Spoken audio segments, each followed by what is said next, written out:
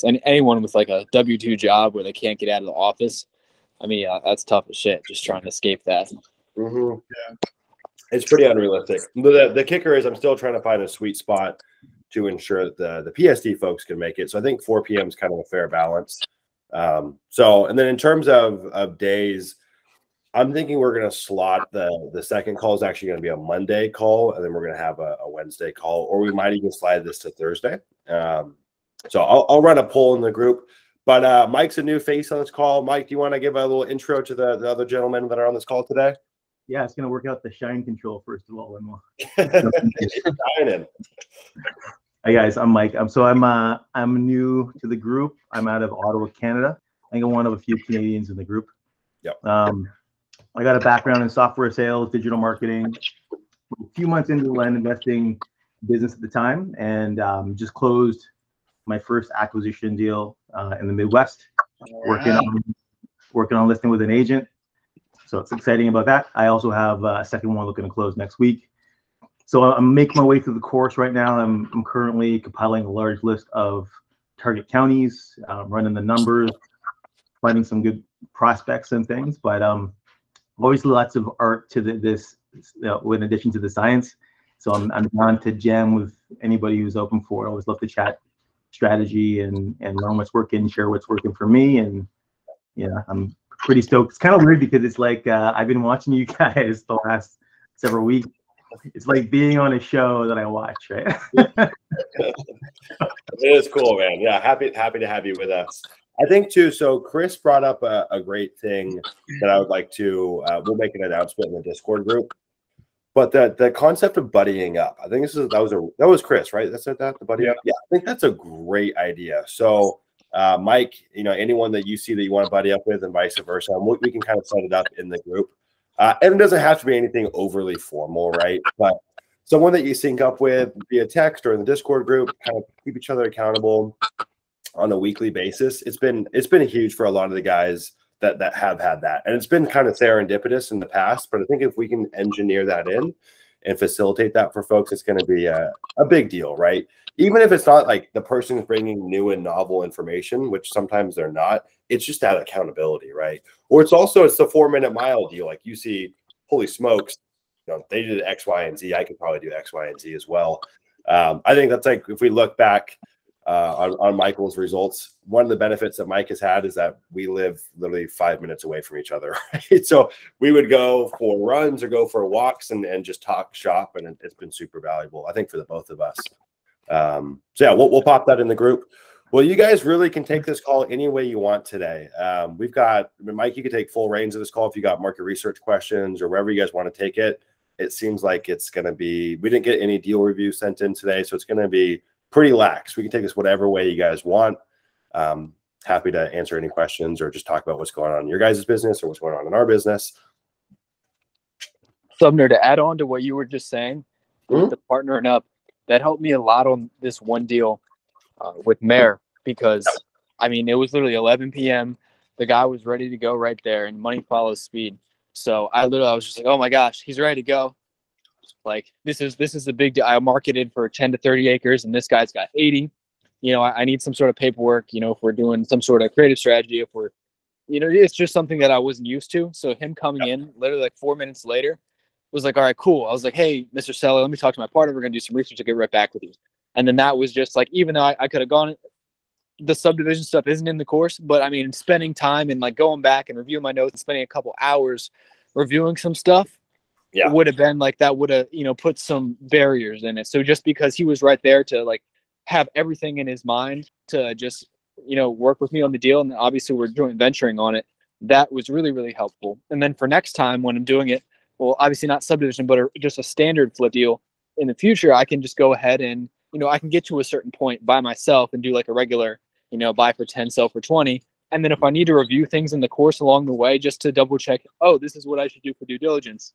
Hey, I'm going to check a different market. Let me, make sure that there is a, a 10 to 20% sell-through rate per month. Like stuff like that it's easier to go into the course. But if you need like an answer right now, spending a couple hours, it's helpful to have someone right there, even if it's something that's already in the information. Yeah, no, totally. Well, yeah. So, and that's a good point to note as well. As you guys are starting to build up your acquisition pipeline, there's going to be deals that almost make sense, but don't quite make sense in terms of what you can buy it for, what you can sell it for. We've got a gentleman in the group. His name's Mayor. It's been a phenomenal resource. And if you have a deal that seems like, hey, you know what? I don't want to put cash into this. I don't want to bring a partner into it. He's like the double close whiz kid. And so we actually just had a deal that we sent off to him for our first double close. Unfortunately, the property fell apart. It was that deal I was talking about in the call on Monday out in North Carolina. But what we learned from him, my team went and applied that. And it looks like we have a pretty sweet deal out in Texas that we're going to double close on to buy for 95 or go under contract for 95. And it looks like it's probably worth 130, 140. So it'll be interesting to see how that plays out. And so like you could partner up with someone in terms of just having like an accountability partner, or you could even go and say, hey, you've got the skills, I've got the deal. Let's actually partner and like JV on this. And so Mayor does a good job of that. He'll go 50-50 in terms of the proceeds. Same thing with like subdivisions and whatnot. There's folks in the group that have got any kind of insider information and they've got reps and experience there, and you guys can JV with them. It's another way a cool way to buddy up. There was one thing I was going to say, which now I am blanking on. Oh yeah, this is just a quick announcement too. So Mike and Colton, as you guys have seen in the Discord group, super active, dropping all sorts of good information. One of the things that we're working on is just ensuring that we have a real speed to response time in the Discord group, whether it's from Michael, Colton, or myself. And so it's kind of like the vetted source of quote unquote truth, just a good resource to have. So Cole, to answer your question about, or not to answer your question, but to kind of respond on what you're saying, if you do need immediate feedback, what we're looking to do is have the Discord group be able to provide that to you. We're targeting to get responses out in sub an hour. So if you have like an immediate question, you can always pop it in there if you can't get a hold of Mayor or you're just, on your own on a deal. So that's just another resource we've been working on. Preston, how was your trip back to Colorado, man? You back in New York? Oh, you're muted. You're muted. The old classic mute maneuver. He's still muted. Sorry, no, I'm here all month, so I'm just getting settled in. Actually, my family's got a spot out here. I don't know if it's probably way really bright, but no, I can see that. It's dumping snow. Like it's probably the best snow I've seen out here. So Sounds it's been good, but it's staying really busy. So haven't like hit the slopes a ton, which is not a bad problem to have. Got another property under contract. Set up the CRM. Set up Pat Live. So like. Getting the infrastructure down more. A question I was going to ask, y'all can take it anywhere y'all want, but I guess now maybe it's becoming more real, like getting properties under contract and going through closings. What are some examples or things that y'all have noticed that makes a bad deal? Or have you like bad deals you've had? Yeah, I got a long list, man. I've done it all there. I have bought more bad deals than I think anyone in this group. So were you on the call on Monday? Yep. Yeah, you did a great job, by the way. I thought that was. I appreciate that. Yeah. So I think more than ever, deals with just even the slightest bit of hair on them can really make a big difference in terms of how quickly you're going to sell the property. I mean, truth be told, like you will sell pretty much any property you buy if you price it right. It just might take longer than you want. For me, the number one deal breaker, bar none, there's nothing that even comes close to this. First is going to be topography. Okay. Like hands down. So that's why, like, when you've got this sneaking suspicion, when you're looking at the 3D maps and you're saying, God, the slope looks nasty out here, but maybe it could work. If I have any doubt, I'll send a photographer out there before I close on it. Because I've made that mistake one too many times. And so the topography is going to be number one. The second one, which is, it's not as much of a deal breaker. It can just make it really difficult to facilitate getting leads to the property, is if the physical access is difficult. So the property might be like actually relatively straightforward to get to. It's got legal road frontage, but it might be just a nasty dirt road, high elevation. The road's rutted out. There's snow on it, stuff like that. Like we just closed on 3 properties in Washington. And unfortunately, it's probably going to take us 4 months to sell them because there's just so much snow on these roads that they would be easy to get to in the right time of the year, but the roads are pretty nasty right now. And so that can just slow down how quickly you can sell the property. And what we find is that a lot of people think that they can drive out there in their Honda Civic and then they get stuck and they say, well, this property is not for me, even though it might have been objectively a good fit for them. And so what I've been doing is on properties with the physical access is tricky. Those are good properties to find a realtor for. They can add a lot of value just by being the guys to go show them the property and take them out there. And for some of these like bigger lots, they'll even take like ATVs out there, take the people on an ATV. So they add a lot of value that way. But I would say like that one, you can actually work around it. The bad topography, there's no workaround. Like if you messed up, it's just done. So for me, I mean, there's obviously a multitude of other things that ring true that can make a deal hard to sell. But I would say topography is at the top. Mike, Colton, what do you guys think? Yeah, topography. Oh, sorry. Go ahead, Colton. But yeah, no. I was just going to piggyback on Sumner's with the like the access. Something to keep in mind, even like the seasonality of it. You know, I've had some areas in Colorado where they're fantastic. You know, in the summer you can get there no problem. It's like 10, 11,000 feet elevation, and so in the winter, you know, it's not like you don't purchase the property, but maybe just keep that in mind for when you're going through your cycles. I want to get this property at a time where when I'm sending people out there, when I'm going to start marketing it, people can actually go up and view the property. So that's just something to keep in mind. And then just more in the due diligence, I've had another area recently where the utility situation was just a nightmare. It's horrible. So that's not something I usually What do you mean? too deep into. It's just it's something to be aware of. I mean, like to understand what it takes to get, like, for instance, the to run power and water there, they just have some like crazy regulations that you need to do. You need to dig 9 feet down, and it's got to only go along the roadside. It's like it's like 3 times more expensive than any other area I've seen to actually run power and water to the lots. So random things like that will pop up, but that's not as much of a concern. This one's a little bit of an anomaly, I'd say. Yeah. Mostly just that access. Are people going to be able to get there easily if you're just shooting them, you know, Google Maps link or coordinates, and then topography if it's crazy slope. Yeah, topography. Like we have a lot right now, and this is, I wouldn't price your mailers like this, but it's important to note, like when you're doing your due diligence. We have a 2-acre lot that's listed at $55,000. It's out in Teller County. A neighboring lot down the street that's 2 acres sold for $60,000. So I thought we were pretty well priced. Well, only, you know, maybe 3/4 of an acre is actually flat land, where the rest is like super sloped. So I'm pricing this 2-acre lot as if the whole 2 acres is usable, when it's not. So now I've had 3 buyers already come in and be like, well, maybe half of the lot is usable. So I'm not going to pay a 2-acre price, although it is 2 acres. I'm going to pay a 1-acre price for it. So just something to like note, you know, like topography is a big one. I don't deal with as many easement stuff as Sumner does, or like road access. Almost all of our lots have road access. Utilities are tough. And I think for us, it's typically price point. Like if I'm buying a lot I want to sell for over $50,000, it's got to have at least electricity there for the most part. That's just kind of what we found.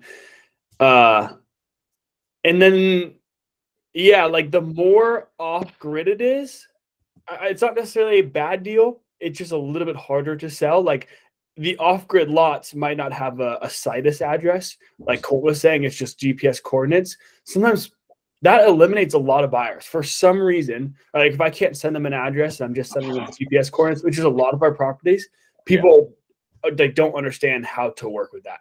Yeah. So just something to, again, it's not a bad deal if it doesn't have an address. Just it might take longer to sell, or it might like kind of eliminate some of your buyer pool. Right. I got it. Yeah. If there isn't a situs address, huge thing in your listing, make sure that you reiterate that over and over, that, you know, even you can put an address in there, kind of make it up with the lot number, but put something in bold saying like, do not type this address into Google Maps. Yeah, use the coordinates. Yeah. Does that. It takes them to some random area, and you just lose them once they go out there and get pissed off. Yeah. Getting lost all day. So even just providing the Google Maps link where they can pull it up on their phone, click that directly from your listing, and it will just shoot them directions like that. That seems to work pretty well. But making sure that you're on top of doing that and not just guessing. Don't most of y'all's, they probably don't have addresses, right? Yeah, 50 for us. Go ahead, Sumner. yeah, I was gonna say, I mean, I think for Mike, I don't know about you, Colton. Mike's probably 50-50. I don't know, 2% of the listings we have probably have situs addresses. So I mean, it hasn't been a deal breaker for us at all. I do think though that like you typically get one shot to get a prospect out to the property, and if you F that up, the deal's done with that person. And so I don't know. Did you look at the listing example we had in the PowerPoint deck? Yeah. Okay. So did you see like the direction video that we had? Mm. So we've just started to invest more resources to ensure that we don't screw up, because it's like if you have someone on the line and they're going out there and they miss it, which happens all the time, it's a real bummer for everyone involved. Big waste for our team's time. So that's one of them. I think one thing too to touch on the topography is kind of like to reverse engineer what Mike was saying. What we use with sellers is if we're looking at a property and it's 15 acres, but like only an acre is usable or 2 acres is usable, we'll just say, hey, this is what we're going to pay you. This is the per acre price. This is how many acres are actually usable. And we'll just price it off of that. Not everyone takes to it, but it's a really logical, pragmatic explanation of how you got to your offer. And some people are a little more willing to negotiate at that point. And we've gotten deals from doing that. So it certainly works. And so if you can price, I mean, like the reality is if you can price a deal right, it doesn't matter how jacked up it is, there's money to be made there. You just want to, price accordingly. A weird thing that we've had happen with some of our larger properties recently, we actually had it happen today. We had a deal, got like a $20-something thousand spread on it. Looked like a good deal. It goes under contract this morning. There's a pipeline easement on it. And we've had these properties that have old easements. And some of these more sophisticated buyers at the higher price point, they get spooked by that. And we've had, I mean, it's not enough for me to prevent from doing a deal. But when I get that preliminary title report, that might be cause to renegotiate with the seller if there's a multitude of them and if they're nasty easements like a pipeline easement. So that's just something to be wary of too. In the past, I would disregard that. I thought that was of no concern. And for the smaller stuff, it typically isn't. But as you're going up market, it does come up. If someone's spending 40, 50, 60 grand on a property, that is a real thing for them. So I don't know if this deal's dead because of it. It very well could be, which is unfortunate. But yeah, I mean, topography is top of the list, bar none. I don't think there's anything that even comes close to it. So the deal that you're looking at currently, does it have nasty topography? What's the story with this? No. It has good topography, but there's been quite a few that have passed on, and more so for realtors' feedback. But it goes exactly to what y'all are saying, like terrible topography, like Western North Carolina stuff, where it's not very usable. And so I've also been looking, I've been looking around a little bit more at rural infill. And one question I had would be regarding to what y'all were talking about utilities. A lot of these I've looked at don't have any history of perk tests. What does it look like selling an infill lot with no perk history? Like, is that really important to buyers? Oh man, so yeah, it's a good question. It definitely depends on the size of the property, right? If you have a bit of a larger property, there's just a little more working in your favor of in case part of it doesn't perk. Like you've got a little more latitude. It's like I don't do any infill. We do like rural infill, half an acre, 5 acres. Yeah. I've never done a perk test on one of the properties that we bought. Never. And the buyers are okay. Yeah, it oddly enough, I mean, it does not come up often. It does come up, but not often. I can't think of a time that we've ever really lost a deal because someone said, "Oh, this doesn't have a perk test," and we would get it done if someone really wanted it and there was margin in the deal. But I don't think I would ever preemptively do it unless I had a hunch that was necessary. And I think too, for like some of the smaller stuff, it's a little trickier. And if you have any indication that a perk test, it might not perk, I would get it done. I've heard horror stories of people buying expensive real infill lots and just getting smoked because it doesn't perk. And there's nothing you can do with it at that point. And there's just honestly, like, as part of the reason I don't like infill, there's just more nuance there in terms of the due diligence. Like when I see an infill lot in a city, right? Like here in Pacific Beach where I am right now, there's a few infill lots here that I see driving around. And I'm always like, damn, there must be something wrong with this property. There's got to be a reason it hasn't been developed yet. That's not always true, but I have a hunch that in one of the most populated areas in San Diego, why has this not been built up? It does have cause for concern. So I've passed on many infill lots that look like slam dunks, but there's just like this weird hesitation. And I don't trust my due diligence level enough to pull the trigger on them. The other thing too, with like the utilities and infill lots, part of the reason I don't like infill because there's such a limited use case for them. And so if there is difficulty to run utilities to them, it definitely like renders a lot of the value just kind of null, right? For a lot of our bigger properties, Utilities, it's a take it or leave it, but it's never a big deal. Like, because you don't know what the person's going to be using that property for. And a lot of times the demographic that's buying these rural recreational properties, even if they're going to build on it, homesteading is what's on their mind. And so utilities, I spend very little time doing due diligence on, but with the infill, it's way more important. Have you guys ever done a perk test? Anyone here? So it's funny. We just turned down a deal last week. It was out in North Carolina. I'm trying to think of the subdivision name. I don't remember. Oh, it was Lake Anna out in North Carolina. And I had a realtor that I called to get her advice on it. And she was saying that basically the value is in the perk test. In her like 20 years of experience of selling lots there were only 2 lots that had not perked. But for like us, I think we were buying it for like 20,000 and we're going to try and sell it for like 39,000-40,000. So it was a decent spread. But to get a perk test, I had to first get it surveyed.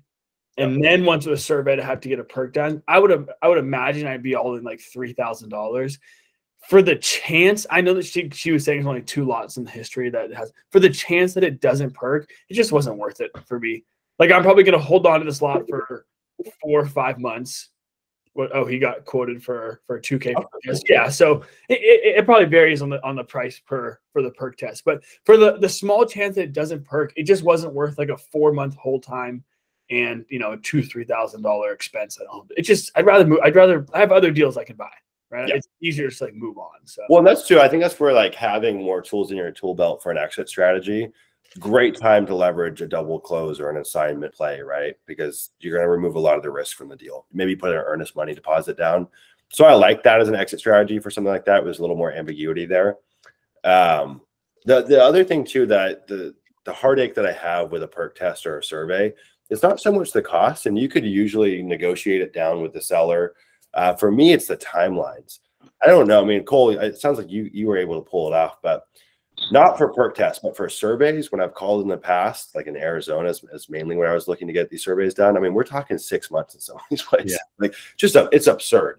And I think Sumner, let me add something real fast too, which I think, again, you just mentioned adding tools to your tool belt. President, if you have a lot, my contract is wrong. I guess I could have done this, but a nice tool to have is try and maybe double close on it. And like she was saying, almost like in a subdivision like that, all buyers are going to want a perk test. So the buyer will come in with an offer that's saying it's subject to having a perk test done.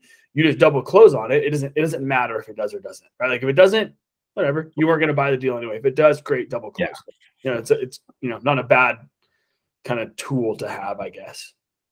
Yeah. I would just imagine, especially in your business, Michael, that a lot of the properties that you get offers for or buy have no history of perk tests. Or am I wrong?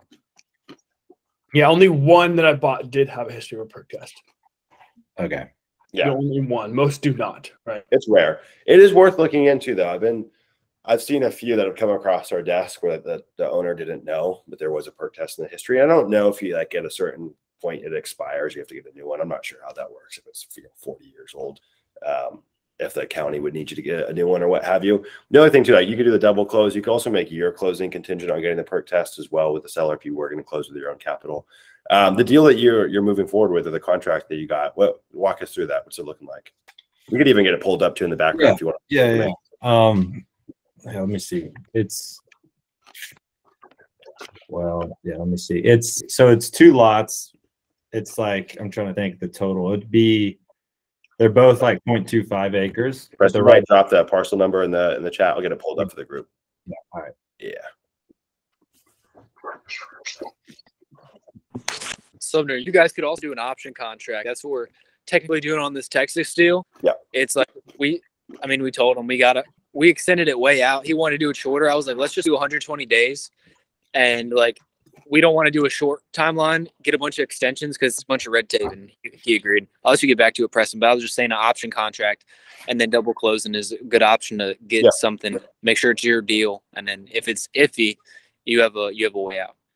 For sure. Yeah. So like actually the one previous double close that I've done in the past, and I had a handful that we locked up but we didn't end up selling, but the one that we went full cycle on, it was actually on an option contract. So you could use a purchase agreement or an option contract. So yeah, I'll share my screen once you pop that in there. We All can right. kind of put this together. So is this a deal that it looks like you're going to move forward with? Yeah, that's the idea. I would still want to talk to some realtors, but sorry, I got to go through my work computer one second. Yeah, no worries. Yeah, quick question while you're doing that, Preston. How soon are you guys getting either a drone or somebody to walk the land? Like, what point are you doing that? Yeah, that's a good question, Mike. I'll run through it while Preston's perusing. Yeah. So our rule of thumb, we used to do it. We used to do a little bit different. We used to, anytime we sent a property off to title, we would go get the drone photos, because the rationale there is, right, we want to shorten our days on the market by as much as possible. And so we'll pre-list every property, excluding the MLS, while it's in title. And that our hit rate was pretty high. Like, it was rare that a property would fall out of title. And we had 1 month, I think it was in September, where we had like 6 properties fall out of title. And I think I wasted $4,000 on these photos and videos for these 6 properties that didn't go through, for a multitude of reasons, title issues and problems with the seller, which was kind of it was a bit of a blow. And so my new rule that we've embedded into our system is it's only after we've approved the title report. So once we have the title report, no weirdness with the chain of title, no hiccups, no liens, no oddities. My blessing's been given to it. Then we'll go and get the drone photos. Usually what we'll do, so we use Drone Ingenuity, I think, for most of ours. And they cover the whole US, and I can share that resource. I think it's in the program, but I can share that with you guys if you guys want to use them as well. They're great. They're just like a third-party company that will go and source it for you. They'll go find the drone guys in that county. We'll usually, so when we send it off to title, we'll usually pre-book it with them and just say, hey, we're anticipating that we'll need photos to be shot in the next 2 or 3 weeks. So we get it on their calendar, and we can always back out if we have to, and there's no holding deposit or anything like that.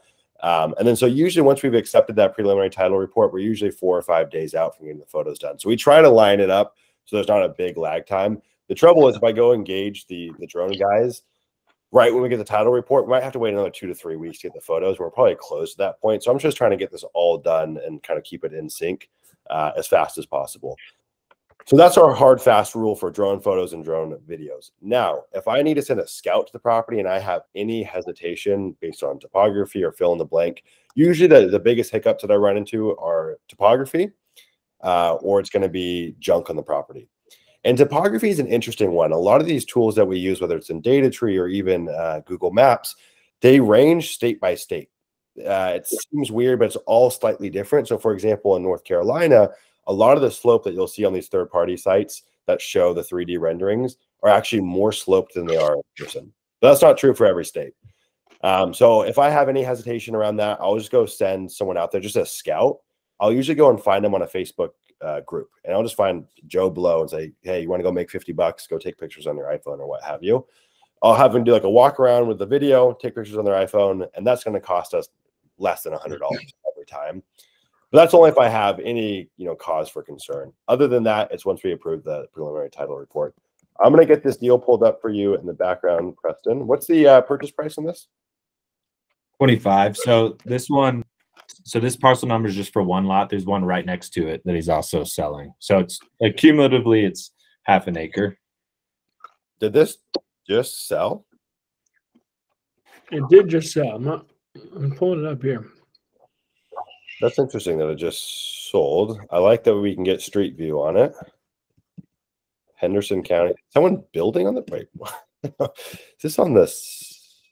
That it's creeping into that lot, and it could just be DataTree's wrong. But yeah, I think DataTree is just wrong there. But it's a good sign that someone's got a new build next to yours. That's a strong indication. What is there an HOA out here, Preston? Yeah, there is. Yeah, let's pull up the title report on this. But the restrictions are pretty lax. Restrictions are lax. What's the annual dues? I don't remember right off the top of my head. Let me pull that up. So, Preston, this guy in May bought it from the Property Owners Association. Uh-huh. Do you know the story with that? No. This was like I to be fair, I just got this back today, but okay. I would inquire on that. Yeah. It's always a little odd with these non-disclosure states, and sometimes the data can be effed up. I think this is legit, though. You can even order the deed if you want to take a look at it. So assessed at 15K, obviously that doesn't mean a whole lot to us. You're at 25K for both lots, so 12.5 in total. I like the lake feature. I like Henderson County as is. Henderson County's hot. I mean, just look at all the sales here. Henderson County is one of those places that's just bananas. I mean, you get land, you throw that on Facebook, you will get your door kicked in with inquiries. It's insane. I've sold a handful of properties out here. So this is in Gun Barrel City. I'll pull this up on Redfin. And some of you guys will know this, but what's nice about Redfin in Texas is it'll give us some indication of what it sold for, even though it's a non-disclosure state. It'll just give us it'll give us the last listed price that it went under contract at. And there can be a disparity there. It's not 100% accurate, but let's go get this pulled up. While I'm pulling this up, do you want to walk us through what you're thinking in terms of a price point? Sure. There's a decent amount of sales just in the last 3 months, which I think is a good sign. A couple blocks north, same size. One sold for $49,900. So I was thinking, I don't know. I mean, 45 right now, but for a quarter acre lots. For both. Yeah.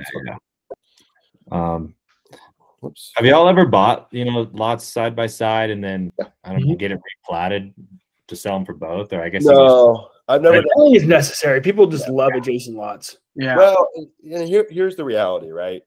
What we know is that we always get a better deal selling in smaller increments. So what I would do here is I would list them separate. I would get the drone guy out there, have him take pictures, but when he draws the lot lines, or if you draw the lot lines, draw them separately.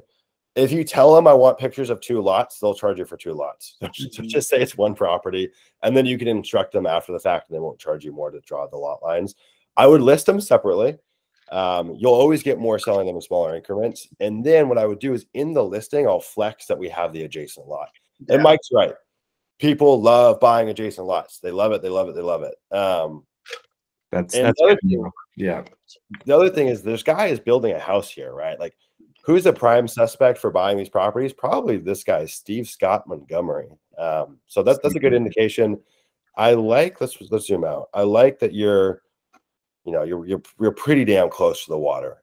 That's a good indication in terms of just where it's located. I like there's a lot of sales here. So let's peruse over. I think it's in this little chunk right here, right? Let's see what street is this. Yeah, right by Pine Bloom. Okay, so for sale, we'll start here. Let's go price low to high. There's this guy at 19 for 7,000 square feet. It's a tiny property. Yours is going to be about 12,000 square feet. 34, 80. What's the name of this homeowners association? It's like Eldorado or something. Let's see. I'll give it to you. Yeah, it's such a weird name. Arbolado. Yeah, Arbolado. The tongue twister. Say that 3 times fast. Okay, so we got this one's at 80. This one's kind of close, like this little pond, though. So maybe it's adding a little bit of value in terms of the price point they're asking for. This is probably our closest comparison. So you're actually on Arbolado Boulevard. They're on Pine Bloom, so one street just north of you. They're at 34. See how long this has been listed. That's oh yeah, it's for sale, but yeah. What do you say? I was just saying that's for sale, but you know that. Yeah. So I like just trying to suss out what our competition is doing first, right? 133 days. We love this classic realtor description. Nice corner lot. They say it's in the Willowwood neighborhood, which I don't know what they mean by that. It looks like, so what I know about a lot of these subdivisions in Henderson is that they're pretty lax on their building codes. Mobile homes are allowed, and you will get bombarded with people that want manufactured mobile homes on these properties. That's also a good lead pool. You can reach out to these mobile home manufacturers or manufactured home people, and usually they have people that are buying mobile homes for them and need land. Or sometimes they'll even buy the land from you and go put a mobile home on it and then wrap it and sell it together. Yeah. And so in a place like Eastern Texas, this is the thing to do. People love it. 133 days. It's a little concerning, but I think they're probably $10,000 higher than where they need to be. And they started at 39, right? What's crazy is that this allegedly sold for close to 90 in 2020 during our crazy COVID boom. It also looked like it had a manufactured home on it, though. So not quite sure what the story is there. Photos suck. This is the classic iPhone photos. They got a nice picture of their F-150 in the background. Beautiful. All right, let's go take a look at what's been selling out here. So we'll start recent. Let's go last month. Here's the one that is this the one you were referring to? 49. Yes. Yeah. Love that. This looks like it's got a building pad on it, maybe, or has all this stuff that comes with it. So let's see. Two nice fenced-in lots with utilities in the waterfront. So it's completely fenced, has a carport, small shop. Okay, so it's going to add a bit of value in that, but yours combined are going to be, 0.2 acres larger. Okay, so that's not a perfect comparison. Let's go and see. Kick it back last 3 months. 30. That's a good indication. This is a weird, so 0.31, but they say it's 0.27. So not quite sure what the story is there. So let's see what the days on market is. This was on August 29th, sold September 5th. I mean, quick turn, strong sign. And then here's the one at 55. I think you've got a deal here. Nice corner lot. Utilities are available on the road, but no.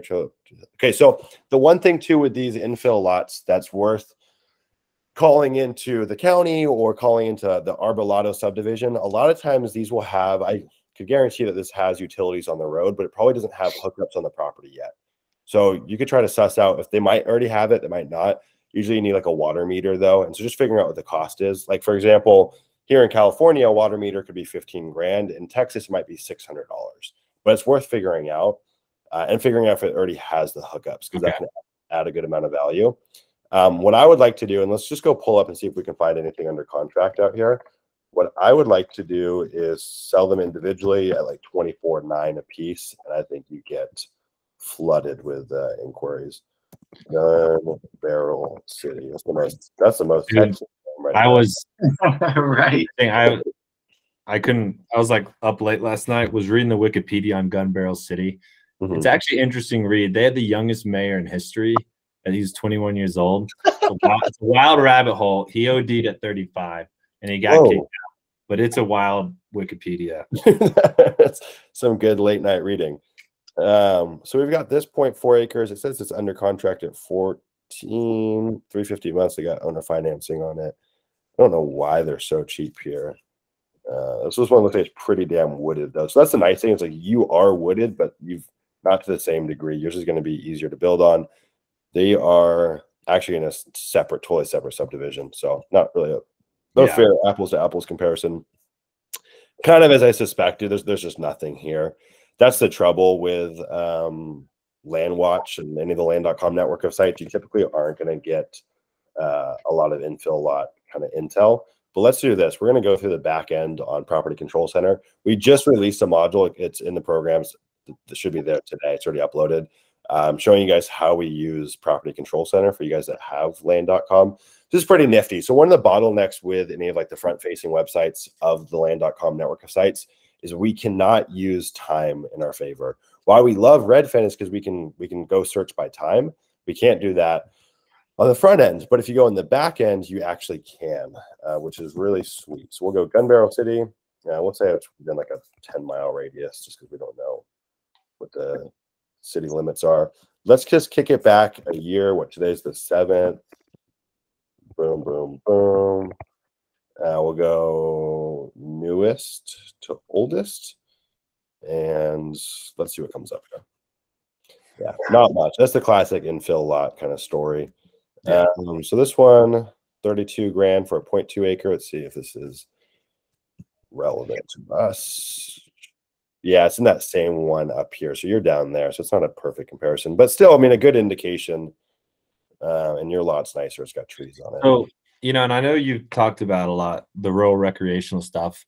I have just been still keeping an eye on rural info like this where they can be mobile homes and RVs. You think that's still a decent approach? Yeah, I think it's fine. I think that like you're doing the right thing in the sense that I don't know if you thought this out, but like you're in a market where, again, even as the economy pulls back, there's so much pent up underlying demand here that the slowdown in the economy is not going to change that. If you're buying infill lots in like Northern California, though, I would be concerned. Yeah. But in a place like, Henderson County, Texas, there's just exploding with demand. So I think this is still a worthwhile area to be working, even if it's infill. especially because there's a lot you can do with it in terms of like quote unquote use cases. And you've got water features. Like water features are always going to be in demand. Like objectively, this is nice land, right? You can't really recreate this. And so, yeah, no, I think it's fine in a setting like this. I would just be cautious of where you're doing it. Okay. Yeah. One reason. Yeah. Go ahead. Well, yeah, I was going to say also like the other thing to consider is price point, right? If I'm trying to go sell a $250,000 quarter acre infill lot, going to be really hard to do right now. This is still entry level enough. And that's why I think right now, if we have the opportunity to break things into smaller increments, whether it's subdividing or it's like quote unquote pre-subdivided like this, it's in your best interest to be at the lowest price point. And so I would keep them separate, flex it in the description. But yeah, I would go 24.9 on each. Cool. I think you got yourself. Those are good deals, Preston. Yeah, those are good. Thanks. Yeah, one reason I asked about what made bad deals because I have another lead right across the street who gave me a verbal commit at least, and it's 0.15 acres, and I think could go for 17, 16, but he wants me to buy it for 9,500. But there's a neighbor that at least when I walk the street on Google Earth, like it's pretty trashy right next door. Yeah, that's enough cause for concern to make me not want to do the deal. I just think anything under a quarter acre is just good luck. Like I just hate properties that are that small. Even a quarter acre, I'm like, yeah. But it's enough to do something with it. 0.15, no. I would need to be real low in terms of a price point. Could you sell it? For sure, but I wouldn't put $9,000 into it. All right. But yeah, this is a great deal. You might walk away with a little more than what I'm anticipating, but I think you're probably 50 grand for both if you sell them separately. So yeah, that's good looks. That's sweet stuff. I would send that off to title. I mean, luckily the due diligence is pretty simple here. In the interim, go call about the utilities, see if there's already hookups. I would, while you have it in title, send a letter to this guy, Steve Scott, and go touch base with him. He's probably an ideal buyer, honestly. And that's a good kind of segue in terms of one of the things that we're doing. This only applies to folks that have a pipeline of deals, but again, I'm all about tactful follow-up, right? And I always like a reason to follow up. Besides, I just don't want to just follow up. So for the deals that we have in our CRM that are, teetering, they're on the verge, I think we can make them happen, and they're good deals. Like the juice is worth the squeeze. I'm sending out handwritten little holiday cards, and it's corny, but that stuff works, man. It really sets you apart. So something to think about as well, just for the folks that do have a bit of a database of leads in their CRM. Cool. Any other questions or directions you guys want to take this call into? I think Mike asked a question to Preston in the chat about this mailer. Oh yeah. Was this hyper targeted? Yeah. So yeah, it was just for that subdivision. Then I actually did a different mailer for the one that was, I guess it's still Gun Barrel City, but it's across the water and the prices are a little bit different. But yeah, just yeah. So good question, Mike. And what I've seen with especially like these more infill lot subdivisions is that, I mean, literally you could go 5 miles north, 5 miles east, and like same size, similar subdivision, but prices can be so different. And so when I'm doing a targeted mailer like this, what's beautiful is that I can go into data tree and say, search by Arbababo, whatever it is, subdivision, and it'll just pull those properties, and I would just want to price off that. But yeah, I mean, targeted's always the name of the game. For sure. Was this Preston? Was this a blind offer or a range offer? It was a blind offer, and I can ask this later, but it was interesting when you talked about doing more range offers on that call on Monday. Mm-hmm. And I want to hear your rationale behind that.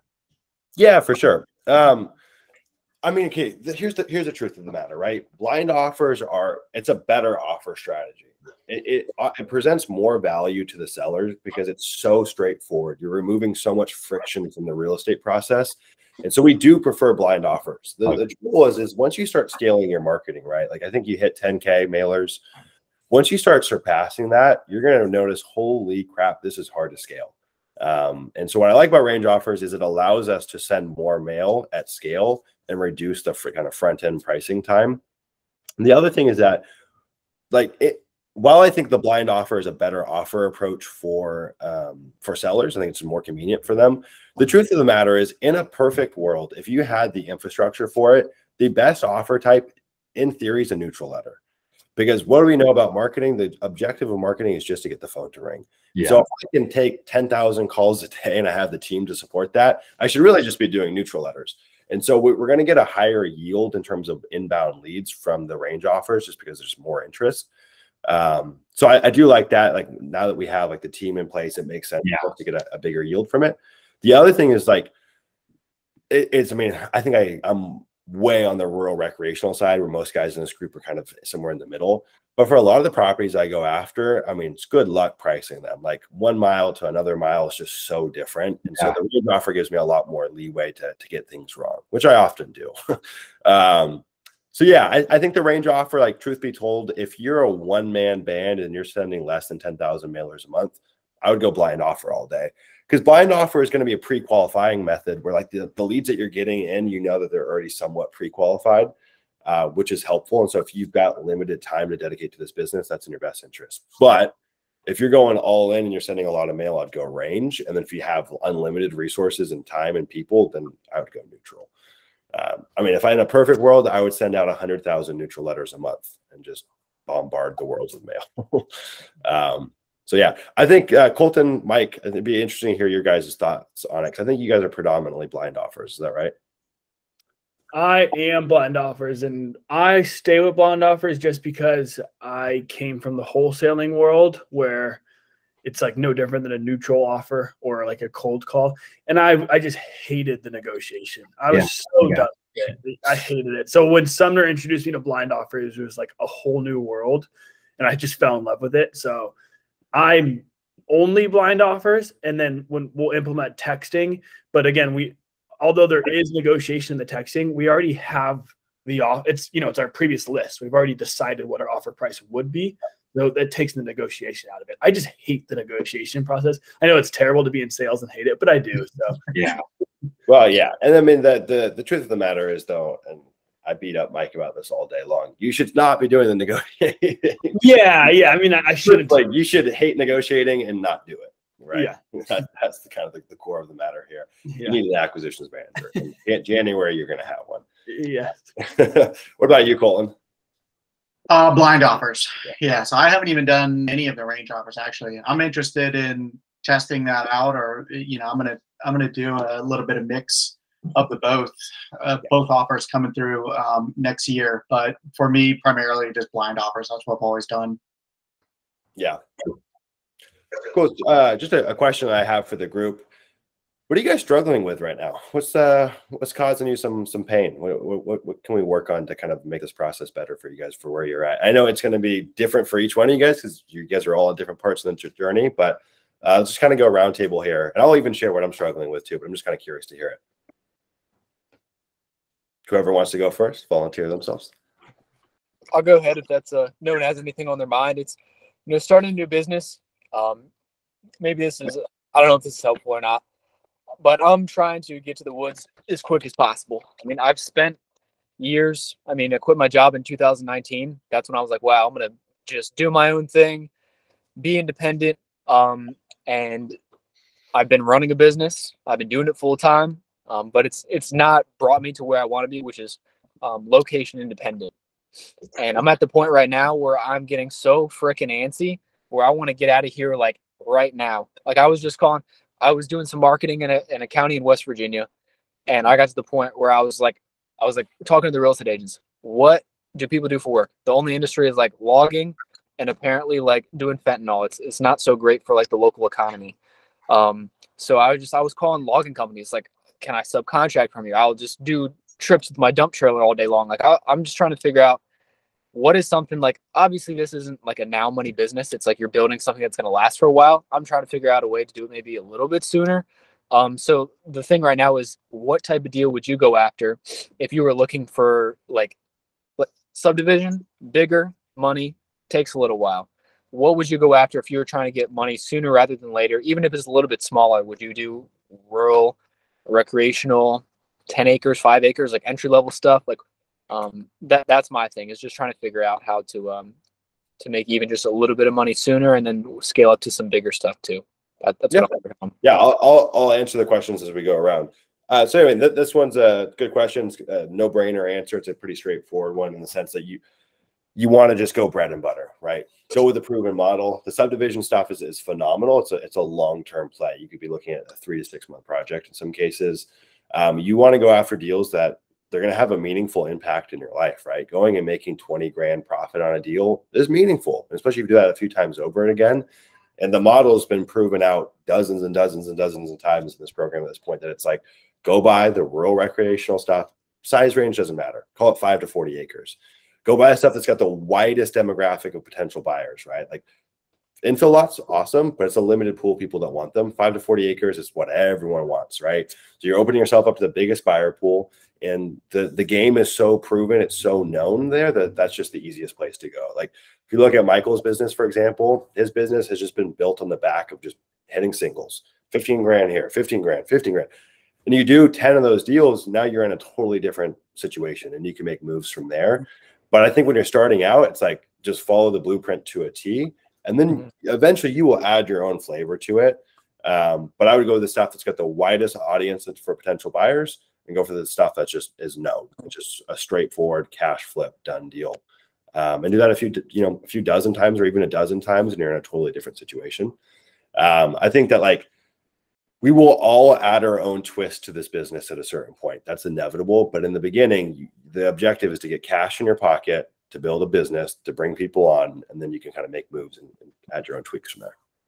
Would you say that 10 grand an acre buy price in a hot market is too up market for the vast majority of people? So I get different feedback depending on where I am. It's going to be much higher than what most people can swing. So yeah, that's almost too up market, right? Like it's so hard for me to give you like a real black and white answer on like, you should work these price per acres, but yeah, again, it's going to depend on where you're working. Let's just kind of zoom in and give you like an example here. Let's say you're working in the Southwest or something like that, right? Colorado, Arizona, New Mexico, those kinds of places. The classic situation is you buy a 40 acre for $400 an acre. You sell it for $800 to $1,500 an acre. I mean, that's literally what my business was built on for years. Just simple. Like the math is so simple there. If you're selling your property for $1,000 an acre, it's a 40 acre lot, that's a good deal for people. And so we just did that over and over and over and over again. But yeah, 10 grand an acre. I mean, I like the idea that you're in a hot market and there will be buyers for it, but you got to think, I mean, 10 grand an acre for a big rural recreational lot that's a big freaking deal. And there's money to be made there, leveraging different exit strategies. But for like a straight cash flip, no, I think that's too big. Okay, that's what rough idea. I think 5 grand per acre and below in the South. Well, just Midwest to Southwest over in the Virginia and 10-hour radius around there is what I want to do. That's what I noticed, especially. Yeah, I mean, just as a quick rule of thumb, like for larger acreage, you're always going to see a much higher per acre price on like the East Coast. It's like North Carolina, for example. Like if you buy a deal at $1,000 an acre, that's typically going to be a great deal. And land will typically trade for like 3 to 5 grand an acre, maybe a little bit more in some parts. But the Southwest is going to be much lower per acre prices. But those are just kind of general blanketed answers. Okay, thank you. Yeah, of course. All right, who wants to volunteer next? I'll go. I says. For me, I guess a little bit of time management and organization of just all these different moving pieces in my life, not only within business, but, just personal goals or just, regular, just shit you need to do around the house or personal tasks. I've gone through about 1 million different apps and systems. I haven't found one that I absolutely love. What's everybody got for what does everyone use just for organization of your life? Colton, you already know my answer, but I'll know it does reiterate it here. It's not sexy, it's not cool. Get that journal out. Yeah, I'm a compulsive journaler. I'm a freak with my journals. I probably go through a new journal every single month. In my closet, I've got like a stack of like 20 that I haven't used yet that are just waiting to be opened. And so in my journal, I always build out a weekly battle plan on Sunday. It's just kind of like my overarching, like if these things get done this week, it was a win. I think when we're defining our days or defining our weeks, quarters, years, whatever it is, you got to define what success looks like, right? Otherwise, you're just going to get whipsawed from task to task to task. Because there's so many little moving parts in this business that if you're not like the conscious creator taking advantage of how your days are structured, you'll get pushed in all these different directions. So from like a quote unquote, building out my game plan or time management aspect, it all happens in a journal. When it comes to like stuff that's going to be in my Google Calendar, which I use a lot, I just use Google Calendar for calls. So calls and meetings, which don't love those, but they still have to happen. So those go in there. And then what I'll do is I will block out time. So I don't have like a bunch of different tasks set in there, but I'll be like, hey, there's a 3-hour window where no one can bombard me and take over my time that I'm just doing market research or just doing mailing. So it's just a nice way to kind of bogart that time so no one else can rob it from you. If you have idle time on your calendar, someone will probably swoop in and take it.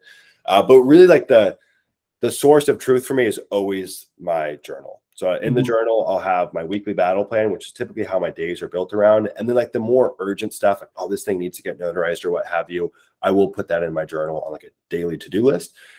Michael brought up a great point though, right? Like focusing on revenue generating activities. The truth of the matter is there's a lot of things we could be doing in this business. I had a call with a guy yesterday who's joining the program, and he was telling me about his, with like the RE tipster program. And he's telling me about how the last 3 months have been, and his time has been comprised of setting up a website, setting up a phone number, getting an LLC, and the guy's sent almost no mail. I'm sorry, but you don't have a business. You have a website and a phone number. You need to do the things that are actually going to bring money in the door.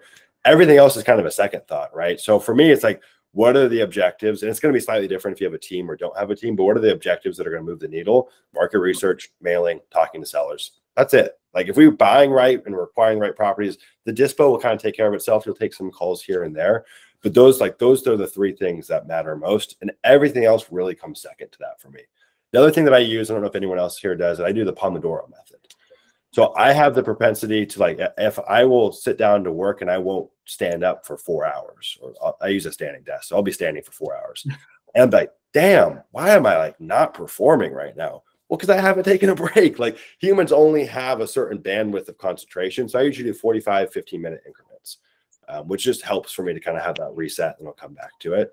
The other thing too is like, and this is less time management. It's just more about how I get tasks done. Phone goes on do not disturb or airplane mode, or I'll put it in a different room. And I'm as ruthless about multitasking. Like if I'm doing something, I'm doing that one thing. There's a great book called Deep Work by Cal Newport, which I recommend everyone read. That is your secret weapon. That is your edge. Most people in this day and age cannot focus on a task for more than 15 or 20 minutes. And so I really try to just lock myself in. I'll also use binaural beats. There's different frequencies that you can use, but I'll get it for like a little dopamine boost and just get honed in. So yeah, that's a little different than how you framed it, but those are the things that play into my time management. I don't know if anyone else has feedback. So I would say, I mean, I totally agree with you. Most of that stuff, I've read Deep Work before. Yeah. I pretty much utilize the majority of the things that you're referring to. I think that, you know, as far as like just the 80-20 rules, like just getting done the necessary components, I'm all on board for that. I think I'm trying to also figure out a system that works best for me where I, you know, like all those little things that aren't priorities, that aren't high income activities, still something that you want to do. Like instead of just pushing those all off, figure out a way where it's like, okay, I can still prioritize and like map out my week. I know these are the key things I need to get done. These are non-negotiables. Yeah. All these other little things, like trying to manage some sort of system where I don't just say, I'm not doing that right now, like push that to the side and just focus on just the top tier activities. Like trying to figure out how to also implement those or incorporate those into the week, in addition to the most important activities. Yeah. So one other thing that I can piggyback on that too is like, it's kind of like along with the Market Monday philosophy that we have. I think the other thing too is just like defining days in advance and just sticking to like a certain cadence for that. That kind of helps. So it's like, oh, I had this thing to get notarized, but today is my Market Monday day. And so it's going to happen on Tuesday. Just so I am prioritizing the right things. The other thing though, and we've talked a little bit about this, but doing like a time audit, if you are really feeling like you're getting stretched thin with like this minutia of just whatever tasks, it's probably a good time to start delegating. It's figuring out if some of that stuff can be removed. I mean, realistically, like the only thing that's like a busy task that you probably can't remove off your plate easily is notarizing. Everything else theoretically can be removed, right? And so that's the other thing. Like if you're getting caught up in like the silly stuff, dude, don't even feel guilty like you have to do those things. It's time to get that off your plate. So that is another thing as well. Like if I have this reoccurring nagging problem in my business, I'll just hire out for it. And it's not because like, oh, your business is doing well, or it's like it's a big business. I was doing that. Oh, well, I wasn't always doing that in the beginning, but it was a conscious shift that I had to make. Of, it's cliche, everyone says it, but if the hourly task is a $10 an hour task, I should not be doing it. Mm-hmm. I would audit those things that you feel like are nagging on you. The only thing that nags me still in this business is the notary. That I have not fully removed, but I'd be curious what those things are that you feel like are pulling you away from what's really important. I think there's a great quote that has stuck with me for years from Tim Ferriss. I think it's from the 4-Hour Workweek. And it's like, what's the one decision that makes all other decisions irrelevant? That's something I think about. I hold that thought in my mind weekly, I would say. And that is a good thing to think about. It's like, God, these properties need to get posted. Well, actually, my time is probably better spent going and working on acquisitions, getting more money in the door so I can hire someone to post those properties. Mm-hmm. That's kind of my thought process around it. I don't know if anyone else has any feedback on that. Just as an organization tool, and I'm not organized, my default is chaos. So I have like a kind of like an 8+2 type of system. So just like Sumner, I have kind of a weekly review where I have all my big rocks. I'll time block the entire week in advance. And then I'll look at sort of like, what are these individual little tasks that would be nice to get done? And I'll kind of add them to the list. But non-negotiables are those main big rocks for the day. I'll do a Pomodoro, get as much done of that as possible. And then I'll do like a daily review just to kind of, well, actually, it's kind of a full system where I have like Todoist to capture things. Mm-hmm. So I don't keep track of any of the little things that come up. I'll have a lot of little things that kind of take up brain space. But I download that to Todoist. End of the day, Todoist inbox gets either calendared or scheduled for my next day's list of tasks to do. So I sort of move through the week that way. It's been kind of hit and miss in terms of well, overall productivity and overall like progress has been awesome. I'm just saying, like, not every day is going to be perfect, but as a whole, it's a pretty effective system for me. I like that. Yeah, I think that's helpful. And I think it is important to have something like you're referring to with the Todoist. Like, even if it's when you've got this time block out, these things are going to like pop into your head throughout the day. You want to just put them somewhere. And so you at least just like get it down. You don't need to work on that now, but then figuring out like, where is that somewhere and what do you do to go through and then actually put that in an action item. So that's what I think is what I'm trying to put together. Cool. And I'm curious, and I don't want to bogart the time with other people. I want everyone to get a chance to speak here. But could you summarize what you feel like is recurring in your business that's kind of nagging on your time?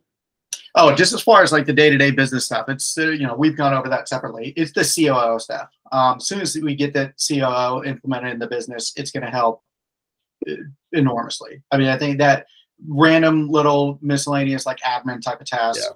Those are killing me. So the COO is really, I already know the solution to that. It's more just, I mean, a lot of it's like personal task management as well. Yeah. And I'll share my screen with you guys real quick. This is something that I don't really talk about that much.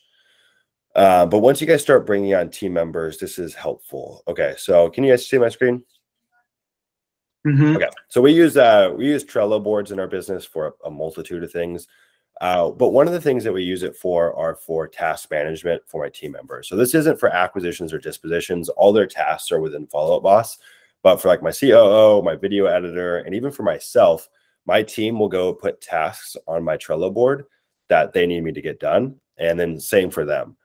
And so that's a nice way too. Like if the COO, like that, we could call it a generalist VA or a COO, whatever you want to call it. If that person in your business is seeing things crop up that like you actually need to get done, it's nice for them to have a place to go put it. That's just kind of like this like center dashboard that everyone can have exposure on. And then you can kind of show the progress of it. And we do the same thing with them as well. What we've learned is as you're growing a team, we used to be super Slack heavy for like tasks and stuff would just get lost in this chain of communication. And so this is a nice way to streamline it. I don't put any of my own tasks on this board, but if my team has something that only I can do, and it's truly only me that can do it, they'll put it on here. Which is just kind of a nice little workaround. And we'll do the same thing for them as well. So just a thought for the folks once you start bringing on team members, because what you'll notice is even once you have a COO, there's still going to be things that you have to get done. And you need a great way for them to relay that to you without it getting lost in communication. And even like with calendars, they would put on my calendar and sometimes I would miss it and they wouldn't know that I missed it. And then it's on the calendar from the previous day and I don't look at it. And it's just like that gets lost forever. So that's another little helpful tip for everyone else here. Cool. Who wants to go next? I can go next. Yeah. Go ahead. All right. No, mine's simple. Mine's taxes. I just got to figure out some tax strategies. So that's what I'm gonna be working on for the next couple months. I got to have my tax bill today. Not my bill, but a quote for what the bill will be. So I got to figure out some workarounds. You might go buy a Tesla Model X, man. 100%.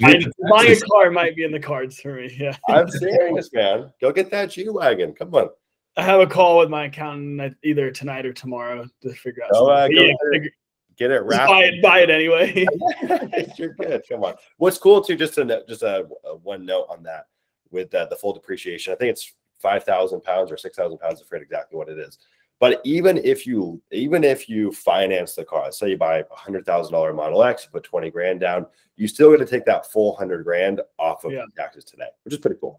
But, I think that actually might be a realistic thing that we have to do. But well, so yes, I had a call with my accountant on Monday. That's what they were advising. I'm like, I don't really want a new car. I mean, Tesla would be cool and all, but I'm like, I don't know. My hunch is that, let's say I put up 100 grand down for a Tesla. I could go put that same $100,000 into mailing, skip tracing, data. I think I get more. I think it's just a better option, in my opinion. The other thing is like, I might need a car in the next 6 months anyway. So in that if it was already on the horizon, why not? And you'll probably step up to a nicer car than you would have bought otherwise. The thing is, there are some weird limitations. You got to have the car for 5 years. Blah blah blah blah. It's like there's some fine print to read there. Preston, go for it though. And those business goals right there. Got to get a Tesla to offset. One day. Good problems. No, I mean, I think mine, at least I think I know the solution. So, I mean, I sent 10,000 mailers my first month. It's kind of fired from the hip. Did that without a lot of knowledge and without, I think, a lot of infrastructure. So this whole month, like I already said, got Pat Live set up, going to build out the CRM. Ryland said something on Monday that's like, I haven't got out of my head, and I don't think I would do it, but it was like, it made me think. He was talking about using the proceeds of your first deal to buy a VA. And I was like, I don't think I would do it, but it was definitely, I've been thinking about that. Yeah. Just systems down. No, I think the idea, I think he's right. I think your first deal is, I think he needs to rephrase it. Maybe after like your fifth deal. Exactly. First deal is weird. I'm like, yeah, I agree with it, but that's a little extreme for me. Yeah. But I do think that like, and I waited longer than I should have, but the return that you'll see from your first hire, especially if you hire right, like let's say you've got Pat Live set up, you've got your CRM in a good place. Let's say you continue at this 10K a month trajectory, or even bump it up slightly. There's a world where in January or February, you need an acquisitions manager. And that's like a pressing matter that will radically impact your business. You'll take a cash flow hit of $2 grand a month to get them in the door, but that's worth it. And it's not even like you're reinvesting all the proceeds from a deal. Like one deal pays for them for the year. So yeah, I do think he's onto something. The quicker you can get there, the quicker your business is going to scale up. The longer you can kind of, delay the gratification of paying yourself the big bucks is going to be in your best interest. So no, I think that's a wise thing to be thinking about. And you've already got the groundwork laid. I mean, the fact that you've got Pat Live and your CRM set up, you're already a step above most people at your point. Like that, for how quick you're into, or how recent you're into this business and where you're at. That's a really sweet spot. If you stay on that trajectory, though, you will need to make a hire. 10K a month mailing is doing that on your own. You could do that for a quarter. You'll be pulling your hair out after that. So yeah, you're definitely on the fast track for getting a hire. 2023 goals. That's right, man. It's exciting stuff. I would take an acquisitions manager over a Tesla any day of the week. Just saying. That's cooler. All right, Mike, let's hear it, man. Taxes. What you want to elaborate? Well, there's two mics in here, Michael Bull, and then Mike will go with you. But mine was taxes. Oh. I mean, what are you looking at doing? What do you need help with here? Taxes. I just need to figure out some strategies to not be left with such a big bill at the end of the year. So I don't know what that looks like exactly, but I need to start make less money. Vegas. You should go to Vegas. Yeah, go to Vegas or make less money. I think those are the two. Come on, Mike. Come on, bring Ellen. You guys can live with me. We could all move in together. Yeah, I was telling Sumner though. Yeah, I mean, moving out of California, we do pay 7.5% of state income tax, but federal is still 21% or whatever it is, or 20%. Yeah, no. I mean, that's the huge chunk of it. So You know, California doesn't. It's a lot. It's definitely a lot, but it's not, you know, the substantial. Yeah, I think, obviously the more you grow, the more pressing that becomes. I think that at a certain point, though, it's definitely worth leaving. Like in 2021, which our business was a fraction of what it is today. I mean, just in California, I think it was 40 grand or somewhere right next, like 38, 39 grand. And so it's like, if you stay on that trajectory, there's a point where it is a big amount. And it is something to think about, especially compounded over a few years. It's like what you could do with that money is huge. There's really, and Colt and I were talking about this at dinner last night. If any of you guys are ever in San Diego too, I'll take you out to dinner, excluding Mike, though. Mike, I won't take you out to dinner, bro. Michael Bull, not you, Mike. Mike, I'll take you out to dinner. Not Mike, just preface here. But yeah, we're talking about, I mean, there's just really nothing you can do, right? Like you can, if you're not an S Corp yet, okay, become an S Corp, right? Like there's like some simple levers you can pull, but at a certain point, all you could do is just go buy assets that you can appreciate, AKA real estate, or leave the country or move to a different state, or like, you know, move to Puerto Rico? I think Puerto Rico. Yeah, I did consider like Colt and I were talking about this the other day. And this is not the correct way. Again, I'm not a CPA, but this is not the correct way to do your finances. But purchasing properties at the end of the year should not be a direct cost to the business. It should be a cost once you sell it. But I will make it a direct cost to my business. Yeah, I saw that in the Discord group yesterday. And I was like, again, it's probably not the correct way, but my accountant let me do it last year. I was able to write off like an extra like $40,000 in the year. It's not the correct way. Yeah, but he said it was okay, so I did it. At the end of the day, though, I mean, it's cost of goods sold. You're just doing it early. So instead of on the sale, you're doing it early. As long as it's only getting accounted for once, it shouldn't be that big of a deal. But, but yeah, as long as you're not just trying to write off properties as if they're expenses and not assets, and then also marking them as cost of goods sold on the sale. Yeah, that's where it gets tricky. I did think maybe like for next year to maybe have, if I, you know, I'm left with an inventory of properties that I could sell for like $1 down, I can then expense the whole property at the end of the year, right? Then it becomes a cost of goods sold. That helps the tax burden a little bit. Yeah. I don't think, I mean, you should be doing it for all your finance deals, at least using the installment method of accounting. And so that's going to be upon each payment, you're taking a portion of that cost of goods sold. Because yeah, I mean, if you're doing that also, then technically you should be reporting whatever the total principal is from that deal on the date of the sale, when you're not going to get that total principal. You know, you're going to get paid over 4 or 5 years, whatever your terms are. So yeah, you can try and get tricky. Eventually you got to pay all the same. Yeah. I guess you could get creative depending on, like, if you thought that you were going to do less next year, or if you had a better tax strategy next year, just load it up in this year. But I don't know, doesn't really seem like it's foolproof plan there. Oh, I think that'll catch up to you at a certain point. Yeah, we use the installment method in our business. So there's a few different ways you can account for the land business, but that's what we've settled on. And I think it's the best way to do it, in my opinion. We've actually, for the guys, as you guys start to scale up, I've had I've tried them all in terms of CPAs and bookkeepers and whatnot. Finally settled on a group. It's Malatesta and Malakoff. They're like specialized in real estate. It's a bookkeeper is combined with a CPA. They're separate, but they're two partners that work together, and kind of have been coaching them up in the land business over the last 6 months. They've taken on a few other land clients. So like they're super honed in on the process for accounting for land. And they just built out some like really, really slick dashboards for us in QuickBooks. We've got like our KPI sheets and all that stuff. This is just like a step above. It's really helpful. So when the time comes, if you guys ever need me to link you up with them, I'd be happy to do so. It is really difficult to find someone that's honed in on the land stuff, or real estate even in general. The other thing too, I mean, like I don't know. I mean, my best bet is just to get as many expenses on the books as you can at the end of the year. If you've got excess capital and you know you're going to be running your business next year, just go crazy with that. That's like, to me, that's like the most foolproof method I've found, honestly. It's a good way to set yourself up and secure even better pricing for your business. But yeah, I mean, really like the next logical step, right? If we look at this in terms like, what's the goal here, right? Well, everyone wants financial freedom. Everyone ultimately wants time freedom. This business will give you a pretty good taste of it, but it's not the same as owning 10,000, apartment units. Like that's going to be the most freedom you could probably have in the world. And so I think that's like what we should be working to, honestly, in my opinion, is this is a cash flow heavy business. You just generate a ton of cash, pour it into assets. And that's really like, that's where we're going. That's where I would advise everyone else to, because I don't plan on ever shutting down the land business, but I do need something to offset this with. And I do want long-term holds in my portfolio. So when I am 40 years old, hey, we've got 50 grand a month of cash flow coming in and we pay 0 in taxes, right? So I think that's like the best way we can leverage this business. Is not necessarily this is a lifestyle business to live off of. I would say, like, let's try to, again, delay our gratification, pay ourselves 150 grand a year, 100 grand a year, pour the excess proceeds into assets.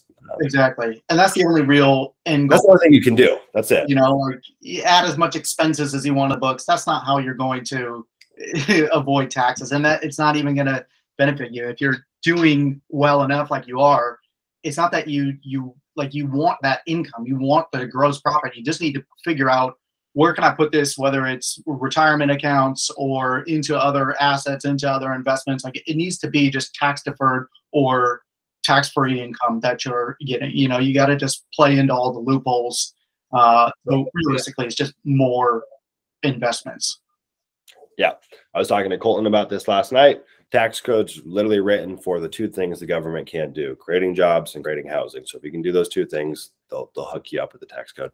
All right, Mikey, what you got for us?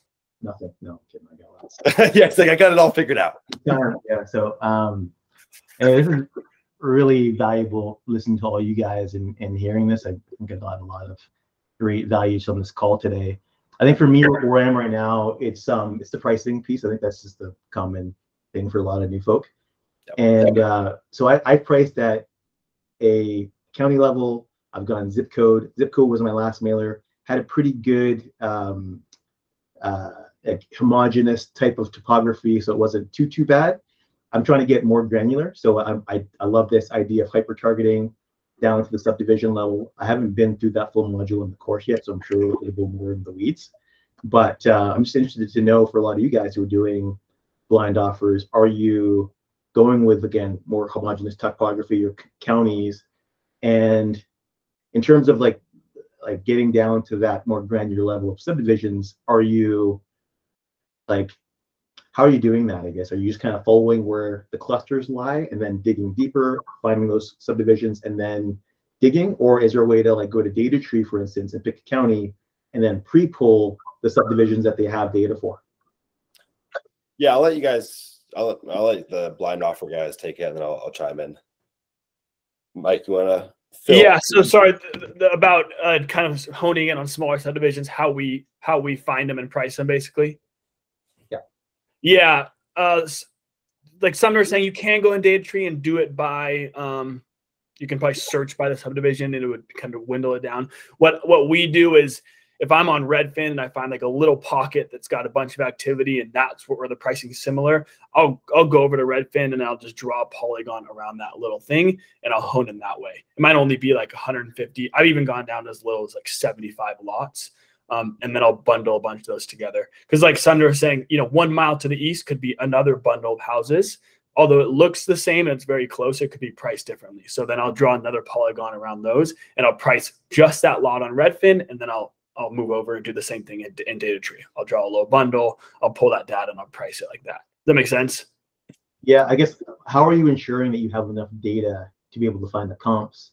Does that kind of go with the like, if you're looking at someplace close to a metro, then maybe there's more, higher population density type of area, or yeah, pretty rural, seems like. Yeah, and that's kind of like the tricky thing about land, right? Is like finding a market that does have enough sale comps, A, to price it, B, it shows demand. So that is the tricky thing, and that's why we spend so much time doing market research and scrolling through Redfin and finding little pockets. Because let's say you look at, like, for example, Preston was looking at Henderson County. If you look at the county, from a wide lens, it may not look like it meets your requirements of a certain amount of property sold per month versus what's for sale. But if you zoom in and look at certain subdivisions, I might find those requirements. So yeah, I do want to see, for example, if I'm zooming in on a small subdivision, I want to see in the last 3 months, maybe 5 to 10, 15 that have sold. I want to see some activity. I don't want to see a huge influx of lots that are for sale. And you'll kind of find what works for you, right? Like for what requirements do you need to be met in your business for it to be a mailable subdivision, right? Like for us, if I'm looking at a little subdivision and I see that there's 5 to 10 that were sold in the last 3 months, and maybe there's 10 to 15 that are listed, I'll probably go and mail that, right? It shows me there's not a ton that's out there for sale, but enough demand in the last 3 months. So I'm just looking for markets like that. So as I'm scrolling through Redfin, I'm zooming in, I'm looking where in the last 3 months, there's quite a bit that have sold and there's not too much for sale. Yeah. So one thing that piggyback on that. So, I mean, when we were doing like the subdivision research kind of stuff, it always, for me at least, it always happens on the front end. So I'm looking in Henderson County. Oh my God, there's like this big cluster of sales going on over here. Then I'll kind of dig deeper from that. That'll be my catalyst to go and figure out, hey, what's this subdivision? Then I'll go search it in data tree. We actually, one of the new modules got put in the course today goes over this a little bit more of like a nuanced approach. And I'm going to try to do this with Preston's little subdivision here. So we've got 15 active properties, and let's see, hold on, sorry guys, 15 data trees. Well, Redfin's giving me trouble here, but I can just walk you through it. So 15 active properties, we're seeing that in the last 3 months, there's 4 properties that have sold. That's a 26% sell-through rate. So I think a lot of people get caught up on the number of sales. Oh, there's just not enough sales here. But really what I'm looking at, especially on like a subdivision level, because there's just not going to be that many sales in a lot of cases, is I'm looking at a sell-through rate percentage. And so if there's 10 properties and 4 sold in the last month, that's a booming. Like usually what we say is about 15 to 20% sell-through rate on a monthly basis is hot, hot, hot. So it's not just like a total number of sales. I want to see how much is turning over relative to the current supply. And a lot of times when you find a market that's got so many sales, it's actually got a very low sell-through rate because there's probably a ton of supply. So that sell-through rate is kind of like the canary in the coal mine. That really shows demand opposed to just a total number of sales. And so I'm okay seeing that there might have only been a sale last month, but there's just not a lot of supply out there. So it's kind of finding that perfect balance. And when it comes to like the data and to comping and whatnot, for some of these subdivisions, for example, like the Gun Barrel City that I'm looking at here, in that actual subdivision, there's not that many comps. There's not that many sold comps, but the properties are similar enough. We've got the assessed value to go off of. We've got the how many properties are listed and what those are listed at. I can start kind of blend the picture together and try to figure out value from there, even if there's only 4 sales in the last 3 months. I usually have enough to work off of. So we don't need a huge data set in terms of comps to get a pretty good read on the comps in terms of what values are. The only time I'll have cause for concern is if there's like weird outliers where it's like everything's selling at 30 and there's 2 properties that sold at $7,000. That can be kind of concerning. Does that make sense, Mike? Yeah. Yeah. Definitely. Yeah. So yeah, I think like on a county level, the percentage sell-through rate, it's just noise, doesn't really tell you much. But I would say I lean on that percentage exclusively almost when I'm looking at these little micro mailers. Yeah, I say 10 sold comps in the last 3 months. If I'm looking at a 5,000 piece subdivision, that's nothing. If I'm looking at a 100 piece subdivision, it's a lot. So yeah, I guess using a number is incorrect. A percentage of what's for sale is more accurate. Yeah. Cool, guys. Well, anything additional while we're here? I've got I got an interview in 3 minutes. So actually we got to end this here. We ran a little longer than I thought, about an hour and a half. It's good seeing y'all. Don't forget, Michael and Colton as well. Now that just as a kind of a secondary announcement. So Michael and Colton are like officially assistant coaches. So vetted resource if you guys ever need help in the Discord, they're there for you. Same with me. If you guys ever have questions, you can always get in touch with me on there. So we are giving out $100 today because we're at 99 Discord members. We're 1 away from 100, which is pretty cool because we launched this about 10 days ago. So if you guys want to go make $100 or get put in the raffle, you guys can go comment on the video. And right now, there's only a handful of people, so the odds are looking pretty good. Okay. $100. $100. That's easy money, man. Just for hanging out here. It's beautiful. All right. See you guys. Have a great one. Appreciate it.